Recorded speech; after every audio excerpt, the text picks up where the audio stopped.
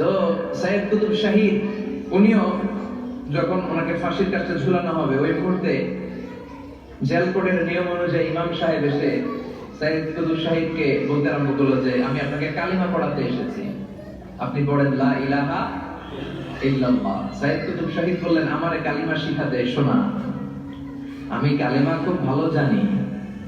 যেই কালিমা পড়ার, যে কালিমা তুমি ফাঁসির আসামিদেরকে পড়ানোর কারণে মান্থলি বেতন পাও, ওই কালিমার ব্যাখ্যা করার কারণে আমাকে ফাঁসির কাছে ঝোলা লাগছে।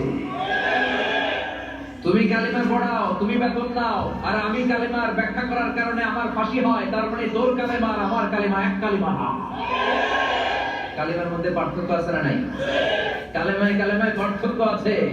ওই কারা কর্তৃপক্ষের নিয়োগ করে ইমাম সাহেবের লা ইলাহা ইল্লাল্লাহ আর তাফসীর ফি জিলালিল কোরআনের রচয়িতা সাইয়েদ কুতুব শাহিদের লা ইলাহা এক কালিমা নয়।